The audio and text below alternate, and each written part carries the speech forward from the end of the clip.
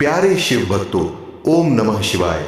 आज हम बात करेंगे एक ऐसे महामंत्र के बारे में जिसे इस धरती ब्रह्मांड के सब तारे जपते हैं और जिसको जपने मात्र से दुनिया के हर संकट समाप्त हो जाते हैं और व्यक्ति मोक्ष की प्राप्ति कर शिव में विलीन अर्थात परम मोक्ष में विलीन हो जाता है।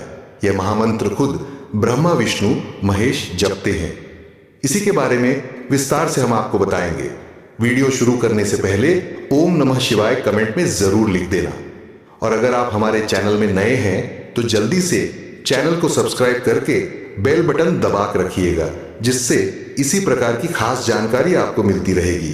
तो दोस्तों, एक ऐसा महामंत्र जिसे ब्रह्मा विष्णु महेश राम कृष्ण भी जपते, अगर उस महामंत्र को जपेंगे तो भगवान राम कृष्ण शिव ब्रह्मा विष्णु जी जितनी शक्तियां आपके अंदर भी आ जाएंगी और जो आप करना चाहेंगे वह कर लोगे। जो आपकी इच्छा होगी वह पूरी हो जाएगी और आप सबसे बड़ी बात, उस महामंत्र को जपक आप इसी जन्म में ईश्वर को प्राप्त कर लेंगे। एक बार शंकर भगवान नाम जप रहे थे और बैठे थे तपस्या में, तो माता पार्वती उनसे कहती हैं, हे नाथ, आप जो रात दिन बैठे रहते हैं, ध्यान में आप करते क्या है, किसका नाम जपते हैं? तो शिवजी भगवान ने कहा कि मेरे आराध्य तो राम जी हैं, मैं राम जी का नाम जपता हूं। तो पार्वती के मन में कुछ शंका हुई, तो पार्वती ने कहा, ठीक है, राम जी के पास चलते हैं। तो राम जी किसको जपते हैं? अगर आप राम जी को जपते हैं, जब उन्होंने पूछा कि आप किसको जपते हो, तो राम जी ने कहा कि मैं तो शंकर भगवान को जपता हूं, शिव को जपता हूं। शिव की पूजा किए बिना अगर कोई मेरी पूजा करता है तो वह मुझे स्वीकार नहीं होती। तो माता ने कहा, यह तो कह रहे कि मैं शिव को जपता हूं। यह चक्कर क्या है कि राम शिव को जपते हैं और शिव राम को जपते हैं। फिर इस गुत्थी को सुलझाने के लिए वह विष्णु जी के पास गए। तो विष्णु जी से पूछा कि आप किसको जपते हैं? तो विष्णु जी ने कहा, मैं तो ब्रह्मा जी को जपता हूं। वह और चक्कर में पड़ गए। ब्रह्मा जी के पास गए तो ब्रह्मा जी से पूछा, आप किसको जपते हो? ब्रह्मा जी ने कहा, मैं शिव को जपता हूं। यानी कि सारे भगवान कह रहे हैं कि मैं शिव को जपता हूं, मैं राम को जपता हूं, मैं विष्णु को जपता हूं। तो ऐसा आखिर कौन सा महामंत्र है जो हर कोई जप रहा है? ये सबसे पूछकर माता पार्वती और भी शंका में पड़ गई और सोचने लगी कि सब एक दूसरे को ही जप रहे, तो इसका क्या मतलब है उन्हें परेशान दे। शिव जी इस सृष्टि के भगवान मंद मंद मुस्कुरा रहे थे, तो माता पार्वती के मन में और शंका उत्पन्न होने लगी। तो इसी शंका का समाधान करते हुए शिवजी बोले, हे पार्वती, मेरी बातों को जरा आप गौर से सुनो और सुनकर इसे गुणो। तब शिवजी ने बताया कि हे देवी, ना वह राम को भजता हूं, ना यह कृष्ण को भजता है, ना वह ब्रह्मा को भजता है। हम सभी एक ही महामंत्र को जपते हैं और वह महामंत्र सभी प्राणियों में, सभी जीवधारी में वह महामंत्र है। जितने भी लोग इस धरती पर रहते हैं, सबके अंदर वह महामंत्र चलता रहता है, पर भजता कोई नहीं। लोग उस महामंत्र को जानते नहीं है जो महामंत्र कण कण में विद्यमान है। जिस महामंत्र से पूरी सृष्टि की रचना हुई है, हम सभी उसी महामंत्र का ध्यान करते रहते हैं। उस महामंत्र का ध्यान करने से ही इंसान अपने लक्ष्य को पूरा कर सकता है, भगवान को पा सकता है और सभी भगवान में एक हो सकता है, अपनी सभी मनोकामनाएं पूरी कर सकता है। जो व्यक्ति इस महामंत्र का जाप करता है, समझ लो उसने सभी वेदों का, सभी शास्त्रों का अध्ययन कर लिया, उसने सब कुछ जान लिया। तो माता पार्वती ने पूछा, हम सब में कहां है वह महामंत्र? तो शिवजी जी ने कहा कि श्वास एक ऐसी वस्तु है जो सब प्राणियों में समान रूप से है और हर पल वह सांस चलती रहती है। और जैसे ही इंसान पैदा होता है तो पैदा होते ही उसे श्वास दी जाती है और जैसे ही उसकी मृत्यु होती है तो वह श्वास उससे ले ली जाती है।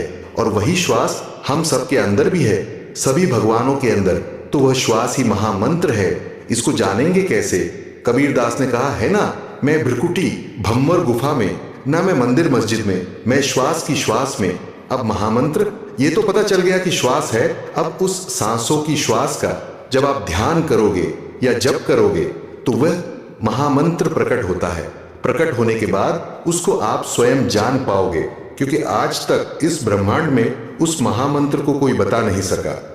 उसको आप कहने को तो कोई भी नाम दे सकते हो, लेकिन उसका अनुभव किया जाता है, क्योंकि वह महामंत्र है, उसकी तुलना में इस पूरे सृष्टि पर कोई भी मंत्र है ही नहीं, क्योंकि महामंत्र वही होता है जिसकी तुलना किसी दूसरी वस्तु, दूसरी चीज, दूसरे मंत्र के साथ ना की जाए।